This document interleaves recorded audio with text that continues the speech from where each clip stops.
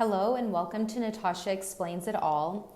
Today's episode is going to focus on public corruption, and I'm going to be talking about one high-profile American figure and one high-profile Brazilian figure. I'm drawing some parallels and some comparisons between the two of them, as I've done in prior episodes, to help my listeners have a more global perspective on some of, on current affairs. So the two people that I'm going to be focusing on for this episode are Justice Clarence Thomas in the United States, who is one of the judges on the Supreme Court of the United States, the highest court in the United States, as well as Jair Bolsonaro, who is the former president of Brazil. So I'm going to start in the United States, and then we will migrate to Brazil later in the episode. So you may have heard the name Clarence Thomas a lot lately. His name has been appearing in the news a lot. And what is that all about? Well, a little bit of background context. Clarence Thomas, as I mentioned, is one of the 9 justices, meaning judges, of the Supreme Court. And the Supreme Court is the highest court in the United States. And the Supreme Court interprets federal law and is the highest court within the federal court system. But because federal law trumps state law in the United States, basically the Supreme Court gets the final say on matters of American law. So it is an incredibly important and incredibly powerful body. And Clarence Thomas has been on the Supreme Court since the early 90s. And he is the second black man on the Supreme Court, and also the second black person on the Supreme Court. The first was Justice Thurgood Marshall, and then Clarence Thomas was the second. Clarence Thomas, his ideology has always been right-wing, he is has long been the most conservative member of the Supreme Court. That's changed recently with the additions to the Supreme Court during the Trump years. But Thomas, I think even with those changes, he remains, if not the most, one of the most right-wing justices on the Supreme Court.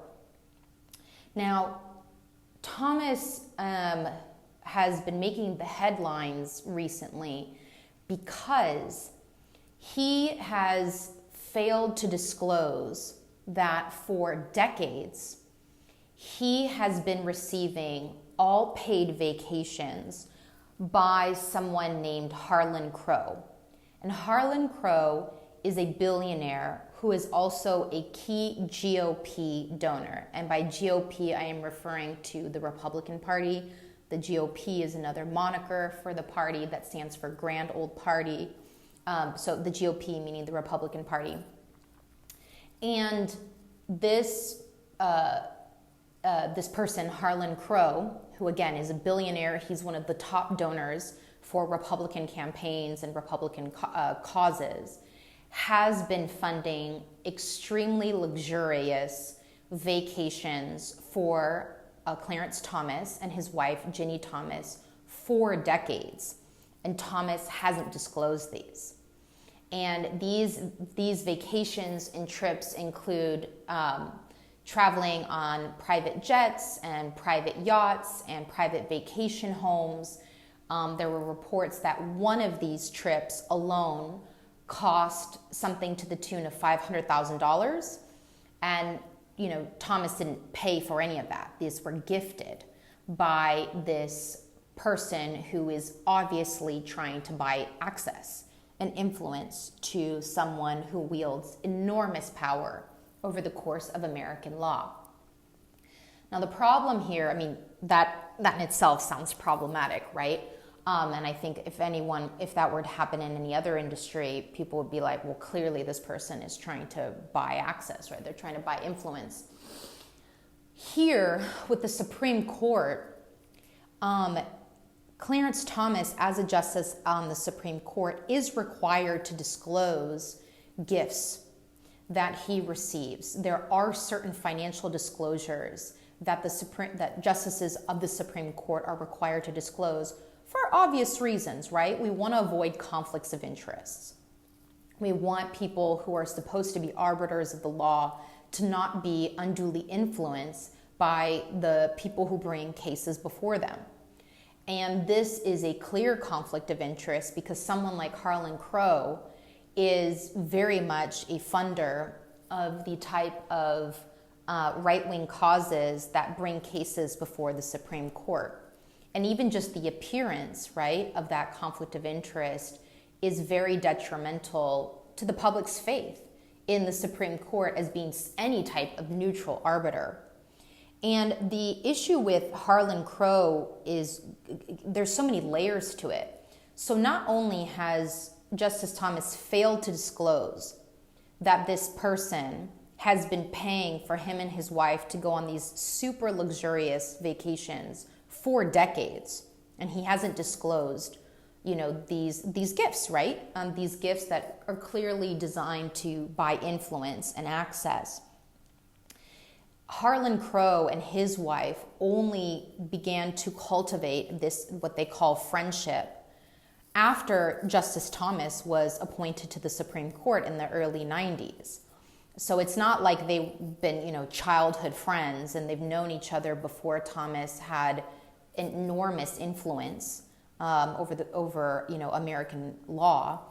Harlan Crow cultivated this relationship after Thomas had that power, and Thomas hasn't disclosed that for decades. Adding to the conflict of interest and impropriety of this situation, it has also come out that Thomas has failed to disclose that Harlan Crow also bought property from Thomas.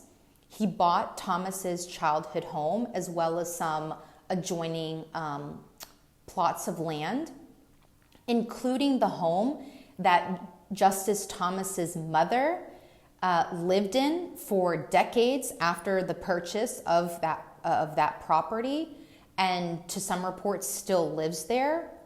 And then he has made serious renovations since. So this raises tons of additional questions too, right? Because there's reports about did this guy actually pay fair market value for this property, or was it higher than fair market value? And again, it's very problematic when this billionaire donor is not only wining and dining a Supreme Court justice on ultra luxurious vacations every year for decades, but also is buying property from him, including paying for the property where Justice Thomas's mother lived and potentially still does. And it's unclear, was Harlan Crow charging Justice Thomas's mother rent, or has Harlan Crow basically, provided free housing, right, to a member of Justice Thomas's family? And those properties was a property that Justice Thomas and his wife Ginny Thomas, were paying the property taxes for prior to Harlan Crow's purchasing of it, and now Harlan Crow is the one paying for that. There's so many layers of sketchiness to that entire situation. And again, part of what makes it so incredibly sketchy is the failure to disclose. Thomas hasn't disclosed this relationship, these purchases at all. This is all coming to light now. Additionally, this Harlan Crow guy seems quite, let me just say the fact. The fact is that Harlan Crow is also, for whatever reason, a collector of Nazi memorabilia. Harlan Crow owns many properties, and he also is a collector. And one of the things that he enjoys collecting is Nazi memorabilia. He has not only things from Nazi insignia and items. He also has things from Hitler as well. And that seems questionable taste, why you would be so fascinated or so interested in Nazi culture as to collect items that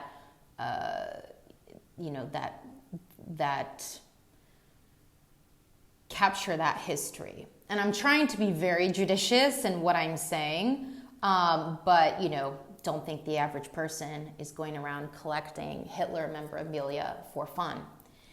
And an additional layer to this as well is that Harlan Crow, in taking the Thomases on these extra luxurious vacations that, again, Thomas has not been disclosing for decades, it hasn't been just Harlan Crow and the Thomases on these vacations. Another very popular, common, person who has joined them on several of these occasions is someone named Leonard Leo. Who is Leonard Leo? Leonard Leo is the head of the Federalist Society, which is a private organization that is, they are an extreme right-wing group that focuses on matters of the judiciary, and their campaign for many years has been to redo the federal judiciary to make it much more favorable to right-wing interests. And they were able to make enormous progress for that kind of agenda under the Trump administration with the appointments of Neil Gorsuch, Brett Kavanaugh, and Amy Coney Barrett to the Supreme Court.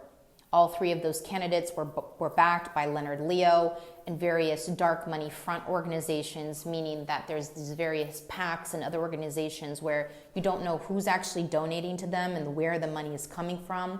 But all of these groups supported the nomination of these three right-wing candidates for the Supreme Court. And Leonard Leo has had a very important role in orchestrating all of that.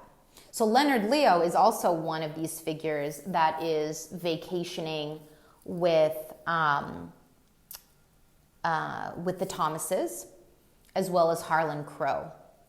There's even, you can Google this. So at one of Harlan Crow's vacation homes, it's not a real photo. It's like a, whatever they call that. It's a painting that's made to look like a real photo. There is a painting that Harlan Crow commissioned of himself with Justice Thomas, as well as a couple of other guys, and one of them is Leonard Leo. And so it's their little in club. And, again, I mentioned about how it's very clear, I think, to the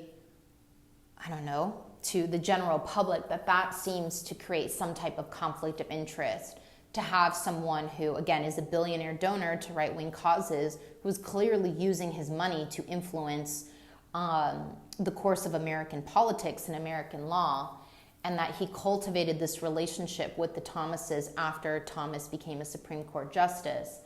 And that smells funny.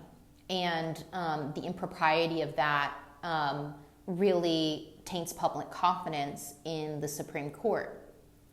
Now, I know that there has been some pushback, and being like, well, people are allowed to have friends. Yeah, of course people are allowed to have friends, but do your friends take you on $500,000 vacations? And are you a Supreme Court justice with enormous power over the lives of hundreds of millions of people? I don't think so. And then also just provide a contrasting example, right? Imagine if Justice Ketanji Brown Jackson, who was the latest appointee to the Supreme Court, she is a black woman. She was appointed to the Supreme Court by President Biden. Imagine if Justice Jackson failed to disclose for decades that she had been going on all expenses paid vacations every year with George Soros. Now, who is George Soros? George Soros is another billionaire. He's a businessman, philanthropist, and also just kind of like, I don't know, the right wing's boogeyman for all things that they don't like. And it's just like an anti-Semitic trope that they use because George Soros is also Jewish. And so whenever they want to say that, I don't know, somebody they don't like or a cause they don't like, they'll say that it was backed by George Soros, which again is anti-Semitic dog whistling, but also to try to make this point that like to discredit whatever candidate or idea or campaign by saying that it's affiliated with George Soros and therefore, you know, it's been funded by, you know, this dark interest. So just imagine what kind of field day Fox News and Republicans would have if, you know, Justice Jackson or Justice Sonia Sotomayor had failed to disclose for decades that they had been having ultra luxurious vacations on an annual basis with George Soros. Oh, and then by the way, George Soros also bought the childhood home of Ketanji Jackson and was allowing Ketanji Jackson's mother to continue to live in the property for decades. Like, I mean, right? Do the like reverse test. Would this cause an issue if the shoe was on the other foot? It's incredibly problematic, and Justice Thomas and his wife have honestly always been very controversial figures. There's just been a lot of things piling up at this particular moment. Justice Thomas's confirmation back in the early 90s also was very controversial because Justice Thomas was credibly accused of sexual harassment, and like just the details are too much to go into for this one episode.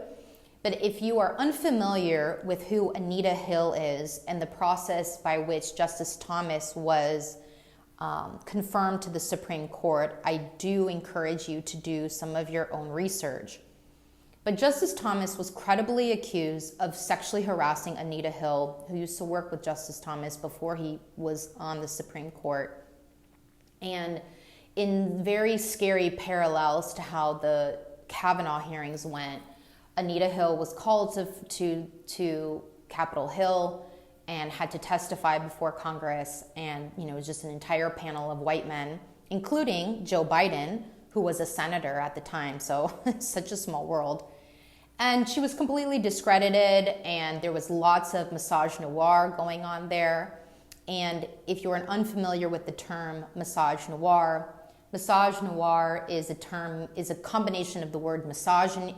It is combination of misogyny,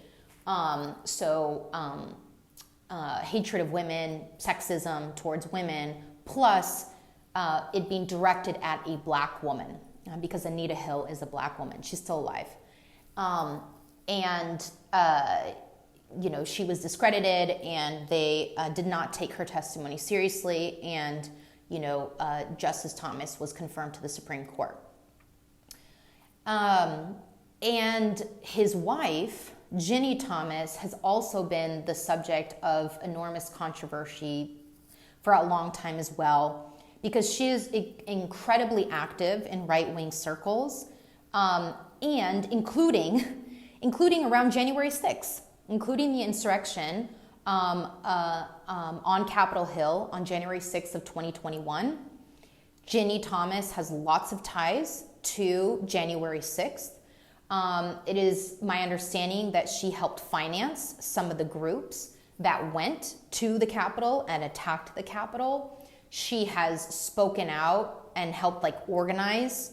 January 6th very much has been pro the insurrectionists and is very much an election denier, and has bought into the conspiracy theories around how, the 2020 election was stolen from former President Trump. I mean, some really fringe right-wing conspiracy stuff, which unfortunately is not that fringe anymore, right? But anyway, so these are the Thomases, okay? This is one of our Supreme Court justices and his wife. And so now this additional these additional problems have come forth. And I forgot to mention one thing as well. There was a case about the January 6th insurrection and, the efforts to overturn the election orchestrated by Trump supporters that went before the Supreme Court. And Justice Thomas did not recuse himself, despite his wife's involvement. So this are the folks we're talking about here. So we have a situation where we have a Supreme Court justice who has broken the law in terms of his obligations to disclose certain financial benefits that he has received to avoid conflicts of interest in his role. And the Chief Justice of the Supreme Court, a man named John Roberts, who was appointed by George W. Bush in the 2000s, has done nothing about it. He hasn't even made any public statement about it. And it's quite distressing because John Roberts presents a public image that he is very concerned about the public integrity of the court and the public believing in the institution of the Supreme Court. And yet at this point, he has a justice who has been credibly accused of leaking Supreme Court opinions, and that would be Justice Samuel Alito. He has a justice who has been credibly accused of sexual assault. That's Brett Kavanaugh. And he has a justice who has been credibly accused of sexual harassment as well as bribery, right, financial corruption, Justice Thomas. And Roberts has done almost nothing on all three of those matters. He has done a little bit, I guess, into investigating the matter of Supreme Court leaks, the most recent being the Dobbs opinion in the summer. I guess it was the spring of 2022. And the Dobbs opinion was the opinion that overturned Roe v. Wade, which was the landmark 1973 Supreme Court case that held that the United States Constitution included a right to an abortion. And that case, Roe v. Wade, was overturned last summer in a case called Dobbs. And prior to the opinion of Dobbs coming out, a draft of the opinion was leaked to the public. And there were credible accusations that Alito may have been behind the leak because he had also been credibly accused of leaking another opinion some years before. And another influential right-wing donor who had cultivated relationships with Supreme Court justices, most particularly Samuel Alito and his wife, testified before Congress that Alito was the one behind those leaks. And Chief Justice John Roberts has done nothing in terms of specifically about Alito, at least that hasn't been disclosed to the public. Anyway, that's a lot of information. So summarizing that, you may have seen Justice Thomas's name a lot in the news lately, and that's what it's about. Because he has a very close relationship with this GOP mega donor billionaire who clearly is trying to buy access to one of the most influential people in the United States. And Justice Thomas he and his wife have been riddled by scandal even before he took the bench. And so far, nothing seems to have happened. And I really wish that since the Democrats are in control of the Senate, and the Senate is the branch of Congress that's responsible for judicial matters and judicial appointments, I wish that they would at least call Justice Thomas to come testify before Congress. It seems like the least, honestly, that needs to be done because this behavior is unacceptable and obviously is going to negatively impact the public's confidence in the Supreme Court. Because why would you take a Supreme Court seriously when you have a justice who engages in such unethical behavior, and particularly when they're making decisions that have such concrete influences on the lives of so many.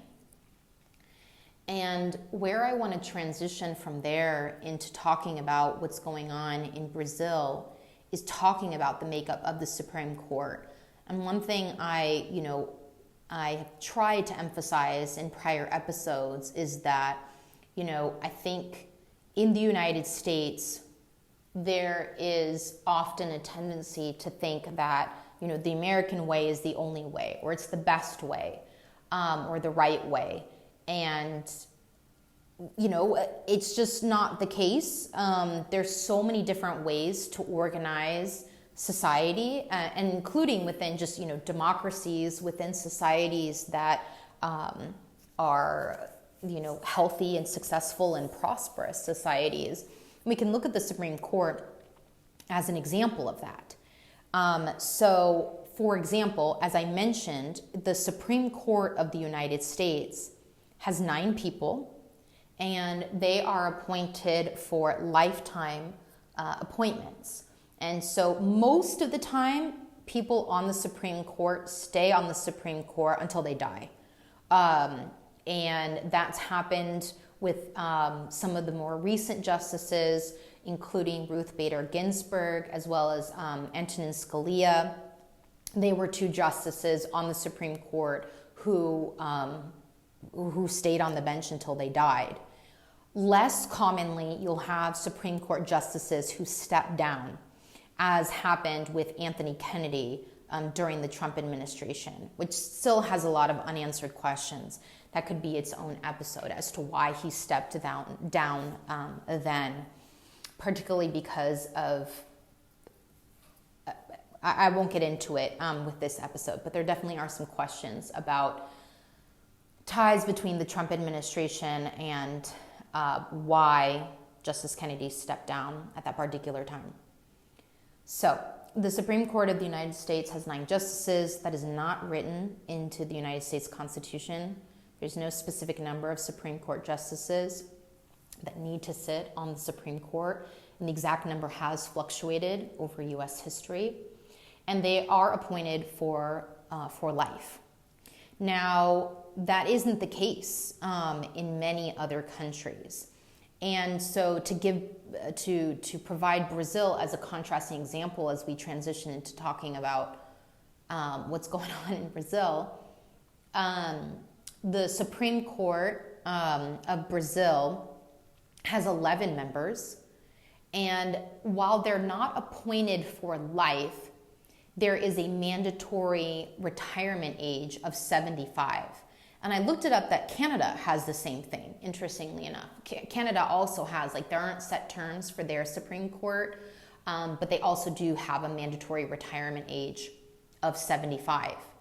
And were that automatic retirement provision applied to the United States, both Justices Thomas as well as Alito, who I mentioned earlier, would be coming up quite soon for mandatory retirement if that was the system in the United States. And just as a side note, this is very fun. If you've never done a Google search for the Supreme Court of Canada, I highly recommend you do it because they look like Santa Claus. It's very entertaining. Their robes are red and white. I don't know the history behind why that particular regalia was chosen. But yeah, they look like a group of Santa Clauses in a choir. It is amusing. That's the Canadian Supreme Court. Anyway, so again, the United States, our model for a Supreme Court is not a universal model at all. Many countries do not have lifetime appointments, and the number of Supreme Court justices varies widely. I'll put a link to this in the show notes. There is an organization called Demand Justice, and they have been leading a campaign for expansion of the Supreme Court. Given recent efforts to move the Supreme Court to such a degree towards extreme right-wing ideology and the bad faith processes that have led to those appointments. It's too much to get into in this one episode. But their campaign is pushing for 4 more seats on the Supreme Court. So there would be a total of 13 justices. And part of the idea there as well is the moderating force that having more justices can have. I mean, just think about that in any other aspect of your life, right? If you're trying to get 3 people to agree to something, that can be a little bit challenging. If you're trying to get 9 people to agree to something, that's more challenging. If you have 13 people that you're trying to get to agree to something, it's even more challenging. And the idea of making it more than 9 also comes from the idea that we don't want people's rights to hinge on the vote of a single person. And why is that relevant? As I mentioned, the Supreme Court of the United States has 9 people on it. And opinions, which are what they call their decisions, are based on majority voting. So you only need 5 justices to make a majority opinion. And so literally 1 vote can be the difference between the majority opinion and then those in the dissent. So there are a lot of 5-4 decisions. And the idea of adding more seats is also that, it can't be that we have 1 person, a single person's vote can be the deciding vote between whether people have rights and whether they don't. And it literally is about whether people have rights or they don't, because the Supreme Court, for various reasons related to right-wing capture of the court as well as other reasons, are ruling on fundamental rights related to reproductive rights, related to labor rights, related to environmental rights, related to LGBTQ rights, bodily autonomy rights, all kinds of really, really fundamental issues. And so I'll put a link in the chat, or not in the chat, in the show notes about Demand Justice, so you can look into their campaign as well. And another theory that has been going around about expansion of the court is also on the idea of that the federal courts are divided into circuits. So we have the Supreme Court, as I mentioned, and below that, there are 11 circuits plus a federal circuit, which I won't get into the details of right now, but there's 11 circuits plus a federal circuit. And that's how they're divided by geographic regions. And so cases from those various regions are heard in those courts, even though they're all federal courts. So they're all courts applying the same law, a federal law. But for example, the 9th Circuit is where California sits. The 5th Circuit is where Texas is.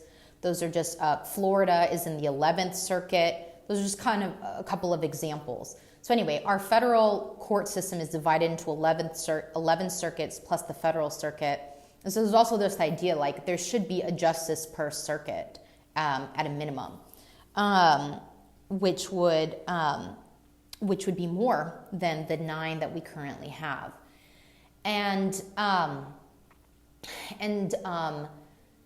So there are all of these efforts to expand the Supreme Court because of the bad faith way that the Supreme Court has gone in the last several years since the Trump administration. It's not just about outcomes, but also about how the Supreme Court operates. The Supreme Court has been operating more and more. I mean, bad faith is really what I come down to, and I'm like, I have to do so many episodes to really get into why the way that opinions are being decided, the way that cases are being decided right now, the way that opinions are being written, there are a lot of legal principles that are being discarded in favor of, producing outcomes that are favorable to right-wing donors like Leonard Leo and Harlan Crow, going back to them.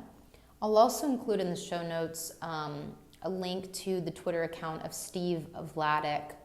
He is a legal scholar, and he speaks a lot about SCOTUS-related issues, and SCOTUS meaning Supreme Court of the United States. Maybe someone else that listeners might be interested in following to learn more about all of this. And so transitioning now, so we have the other point to transition us. So the makeup of the American Supreme Court is different from the makeup of the Supreme Court of many other countries. And the legitimacy of the Supreme Court in the United States has been called into question, has been seriously called into question because of these latest revelations about Justice Thomas. And one of the other things that this has been provoking is a demand for a code of ethics, a binding code of ethics for the Supreme Court. Now, what do I mean by that? Because I was just talking about how, Justice Thomas had to make certain disclosures. There are some limitations on the Supreme Court about what type of disclosures they have to make. But in terms of a binding code of ethics, there is none for the Supreme Court. There is one for all of the other federal judges.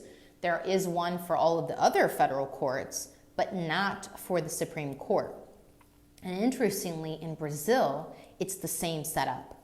The Supreme Court of Brazil does not have its own binding code of ethics, but the rest of the federal judiciary in Brazil does. And, probably the logic behind both of those systems is that you would hope that you would put people on the Supreme Court that are ethical enough people that they could police themselves. But, clearly that's not the case. And we've seen repeatedly throughout history, not just within the Supreme Court, right? When you have people with a lot of power and that power goes unchecked, it just creates an environment that's very ripe for abuse. So there are lots of discussions about implementing a binding code of ethics for the Supreme Court because of all of these recent ethical scandals. But that doesn't solve the problem of what you do with someone who remains on the court like Thomas, who, there's no reason for the public to have any faith in what he does because the public is not his audience. And his impropriety clearly hasn't bothered him. And so something needs to be done about that. Speaking of impropriety and ethical scandals and public corruption, I'm going to transition now fully transitioning now into Brazil, and then I'll loop back to the United States at the end. So Bolsonaro, as I mentioned, who's the former president of Brazil, he, like Trump, is just always involved in one scandal after another. And the latest one that has been making the rounds in Brazilian news is about some jewels, like actual jewels, diamonds and things like that. And what do I mean? So while Bolsonaro was president, he, very much like Trump, cultivated some personal relationships with various foreign figures for what seemed to be personal gain, rather than benefiting the country. And so one of these latest scandals was around jewels, like actual jewels that he received from Saudi Arabia. And on multiple occasions, he received gifts from Saudi Arabia worth millions and millions of dollars in various types of goods, including jewels. And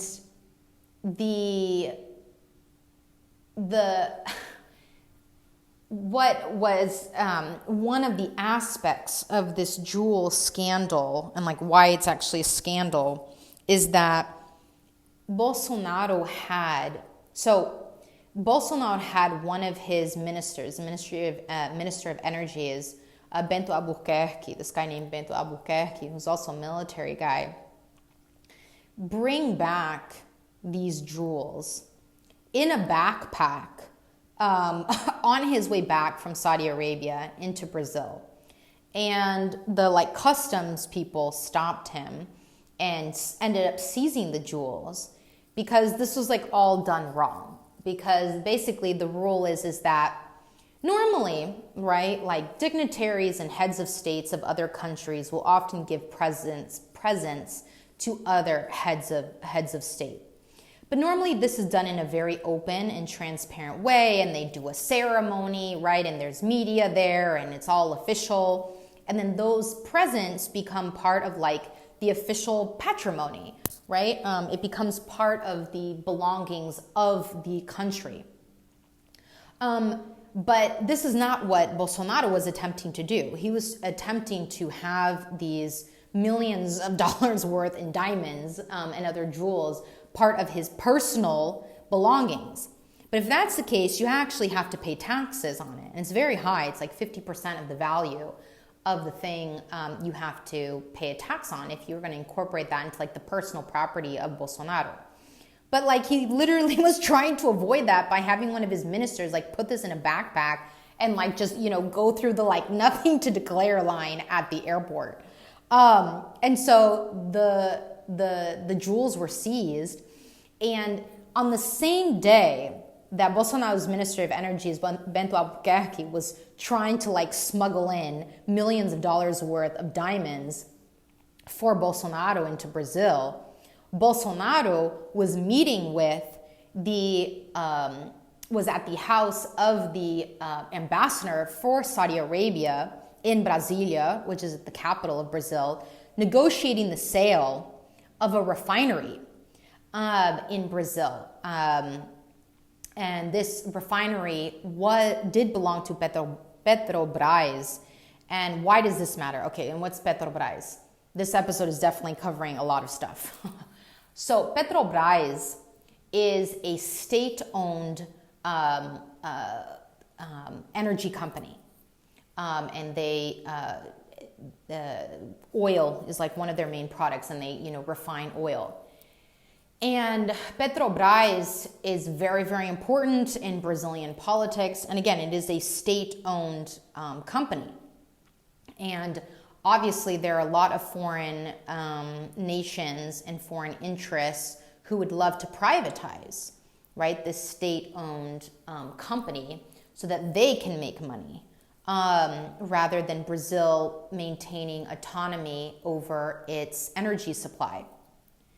So Bolsonaro, on the same day that he's designated one of his guys to try to smuggle in millions of dollars worth of diamonds received from Saudi Arabia for Bolsonaro, Bolsonaro is negotiating the sale of this very important refinery that was part of Petrobras, but ended up being sold off to Saudi Arabia, and that deal was finalized. So that seems problematic. And then, Bolsonaro still continued to try to get the jewels, and apparently he somehow was able to take some of them with him when he fled to the United States at the end of last year, prior to the election of Lula prior to the inauguration of the new president Lula. So to recap this little bit, I've talked about this in a prior episode. In November of 2022, there was another presidential election. Bolsonaro ran again, and he ran against a guy named Lula, Luiz Inácio da Silva, who goes by Lula, who's a prior president of Brazil. And in this election, Bolsonaro lost and Lula won. And very similar to Trump, Bolsonaro was like denying it and like not accepting the election results. And at the end of December, Bolsonaro left Brazil and went to Florida, and he was there until like late March, and totally skipped the inauguration of the new president in early January. So very much like Trump, not participating in the peaceful transfer of power. And again, like Trump supporters, Bolsonaro supporters also did their own insurrection against the Brazilian capital on January 8th of this year. Anyway, so Bolsonaro also like flees the country with some of these jewels, but since he has since returned to Brazil, he has had to turn over all of these jewels that are clearly were bribed, so that the Saudi Arabian government could get this refinery that used to be owned by Petrobras in the Brazilian state. And this is also just a detail, but apparently one of the other things that he had to return was a gun that had been inscribed with his name that he had received from the United Arab Emirates, which really struck me because, as I've mentioned in a prior episode, one of the things that Bolsonaro really tried to import from American culture to Brazil was gun culture, and he really expanded access to guns while he was in power. And so the idea that he also received like a gun inscribed with his name on it, and he like went on television and like talked about how sad he was to have to return this gun, just reminded me about that. And again, one of the ties between the right wing of the United States and the right wing of Brazil.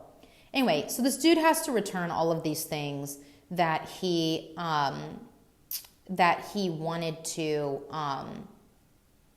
that he got, basically as official bribery to be able to sell off this state-owned refinery.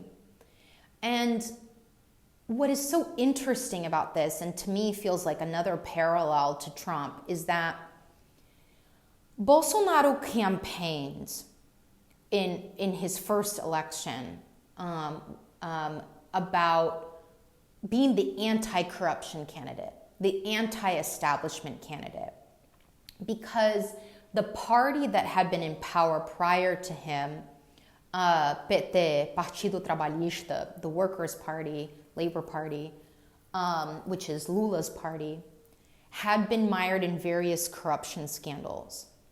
And so Bolsonaro really got to take advantage of that ire and that like anti-corruption fervor to present himself as like totally non-corrupt dude. He's not a lifelong politician, and he's gonna come in and bring reform stuff. And it's like, it's just it's not a surprise to me, but like this dude who campaigned on like, he might have crazy ideas, but at least he's not corrupt, like is incredibly corrupt. And then it also has come out that he was also using public funds to pay for meals and other things for his security detail while he's doing campaign events. So that's illegal. You can't be using public dollars to be funding your campaign events. So, his security detail is already being paid by taxpayers to like provide security to him. But then he was also paying them on top of that with taxpayer money to provide security during his campaign events. So anyway, and he also appointed his own son to be like the ambassador to the United States. Just the amount of corruption is just wild. And just to bring it full circle back to the United States, and just this whole thing. Why was Saudi Arabia so interested in developing close relationships with Bolsonaro? Well, just like, a lot of world leaders were trying to cultivate relationships with Trump, as well as what we've seen with Thomas as well, believing that that they can be influenced. And Saudi Arabia not only wanted this refinery, but Saudi Arabia was also really trying to boost its world image at the time, because Saudi Arabia is always dealing with one scandal or another, because women are not equal citizens there, among other things. But also around this same time, that's also when the whole scandal around the assassination of Jamal Khashoggi happened. And for those who don't remember, or just to refresh everyone's memory, Khashoggi was a citizen of Saudi Arabia who was also a permanent resident of the United States, and he worked for the Washington Post. He was a journalist, and he was a dissident. He regularly spoke out against the Saudi government. And while he was at the Saudi consulate in Istanbul, Turkey in 2018, he was killed. He was literally chopped up and dismembered by Saudi agents. And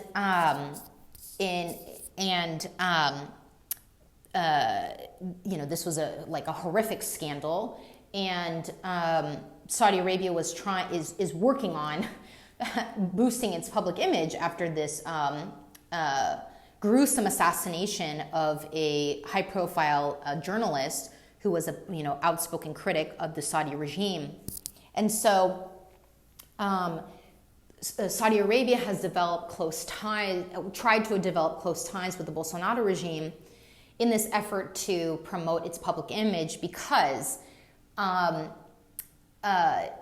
not just the financial interest there of the refinery, but also the public image interest, because there's something called the World Expo. And the next World Expo is in 2030. And all countries get to vote on who's going to host. And Saudi Arabia is one of the candidates. And Saudi Arabia wanted to guarantee Brazil's vote for Saudi Arabia as the host of the World Expo of 2030. And then apparently Brazil, I don't understand exactly all the politics of how the countries get to vote for the World Expo, but apparently Brazil owed money to whatever the relevant international body is. And so because Brazil owed money, Brazil wasn't in a position to be able to vote on the next host of the World Expo. And so there's also these considerations that part of the jewels and other gifts that were given to Bolsonaro were for Bolsonaro to pay off Brazil's debts, so that Brazil could then vote for Saudi Arabia to host the 2030 World Expo. The vote is later this year, by the way. It's in November of 2023, so we don't know yet actually who's going to host. But just, I'm realizing this is getting complicated, so I'll just leave it there. But just circling back to the United States, right? So you have this Washington Post permanent resident of the United States, Khashoggi, who gets assassinated by Saudi Arabia, and one of the princes of Saudi Arabia, this guy named MBS, who's buddy with the Trump, and Jared Kushner, who's Trump's son-in-law.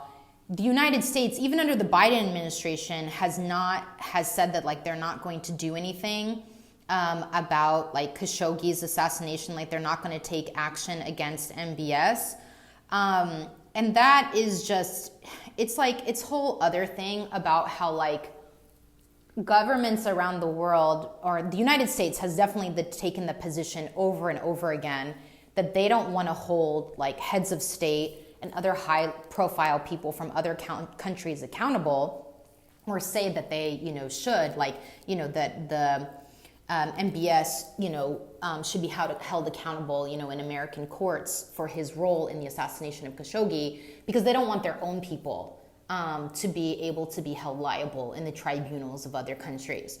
So it's, it's this whole thing of we will we will allow these human rights abuses, or we're not going to do anything about these human rights abuses because we don't want our own people to be held accountable, if the roles were reversed. Anyway, that's a lot. I normally keep my episodes to less than this, but realized there was just so much to unpack here. So anyway, there's a lot going on in the public corruption world, both in the United States and in Brazil. And the stuff about Bolsonaro that I was sharing happened, most of the relevant events happened some years ago during his presidency, but they're coming out now. And the same thing with Thomas. This corruption has been going on for decades in the case of Thomas, but it's all coming out now. And so they've both been top of mind for me. And again, because of just, the parallels as well as differences between how these two systems operate, they were common threads in my head that I felt were, worth trying to tackle in one episode. So that's a lot, and we're going to leave it there. I hope that that's been helpful to digest some of the big news story, or at least one of the big news stories in the United States, and then, one of the big news stories in Brazil. Lots of reasons to lack faith in some of these very high-profile leaders. But now that the public is finally getting to know, which is the last thing. Sorry, I'll add one more thing. There's also been commentators in Brazil who've been comparing this latest Bolsonaro scandal with Trump, in the sense that Bolsonaro, when this was all happening, they were saying that one of the reasons that, perhaps the story didn't break earlier is, Bolsonaro didn't want this to impact his election chances last year, right? And this would obviously have not played well to the public during the 2022 Brazilian presidential election season. And so it's now coming out now, post-election. I mean, now it's not made a difference because, he didn't win. But people are talking about how, this whole Juul scandal is, not doing well for Bolsonaro's image. And the next presidential election is not for several years in Brazil. They just had one last fall. And so there's questions about whether Bolsonaro is going to have time to, revamp his public image in time to be a legitimate candidate for the next presidential election in Brazil. Because at least for right now, he remains quite relevant, and there are still a lot of people rallying around him to be the next candidate. And they were saying in comparison that Trump is in a much better position for re-election because the presidential election in the United States is already next year in 2024. And while Trump has many open matters against him, both criminal and civil, he could run out the clock, basically, until the election. And so some of the commentators I was listening to covering Brazilian news were talking about how Trump might still be able to win the Republican nomination despite all of these recent scandals coming out about Trump that I didn't get into in this episode, because he could potentially just run out the clock. Whereas Bolsonaro doesn't have as favorable position because he's still years away from the presidential campaign, and these scandals are coming out now and tarnishing his reputation, creating more room for another candidate, to come out and really be the new face of his party in Brazil. So we'll see. We'll see what happens. Okay. That was a lot. But thank you so much for listening, and I'll see you next time.